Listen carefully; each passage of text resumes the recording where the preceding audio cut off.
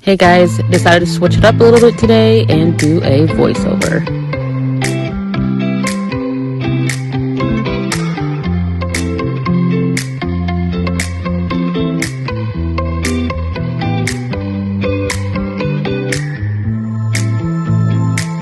So my main goal really was breaking up the banding, while also bringing in some more light into her hair and depth in body. When breaking up bandage, I kind of like to go by how many bands I see. If there's 3 bands, that means I'm working with 3 separate areas that I'm going to try to get to blend. So I'm going to do a drop root to bring down smoother to make that new growth blends a little bit better. I'm going to bring in a darker color that's going to act as our low light, and then I'm going to bring in some lightener that's going to act as our balayage that's going to place in more lighter pieces to the hair.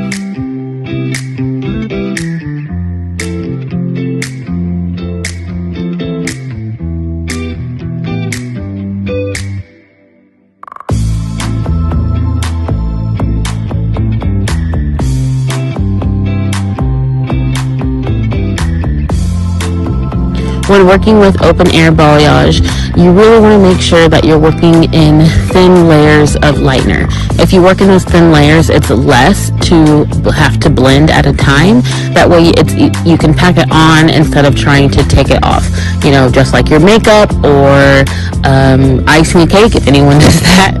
It's going to be really similar to that. You just want to do it in layers to make sure that it blends the best.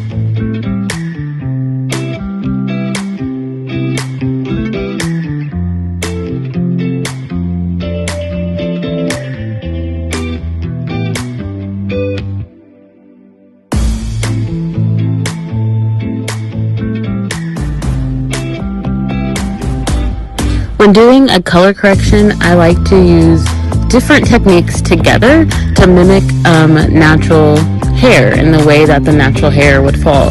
No one head is going to be completely uniform, so when you are looking at applying a balayage or a color correction, you want to think a little artistic about it. Think outside the box. Don't think that every piece has to be so technical. If you look at it in more of an artistic way, you're going to produce more art.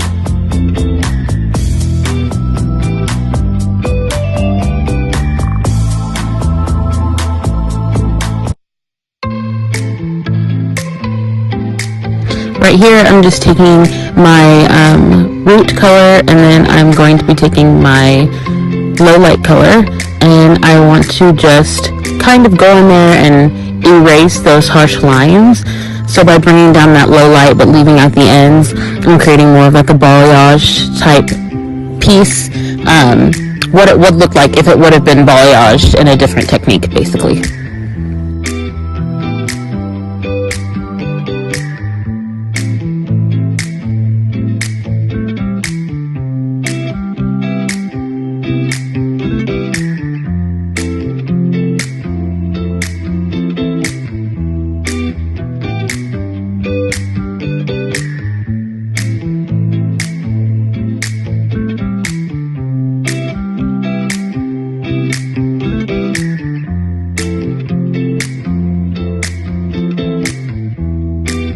Now I'm doing one of my most favorite color correction techniques, which is a section that is half low light, half teasy light.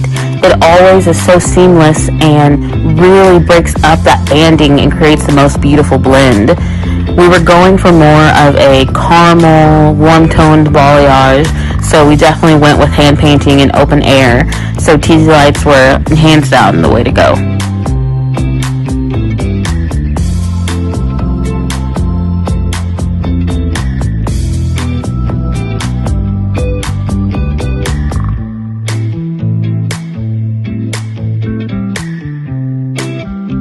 Now I want to alternate pieces when doing any color correction. I'm going to alternate kind of like money piece. I want some money piece action going on, but in order to have more of a hand painted look, I've also got to drag down some of that base and low light color so that it has a background to really pop.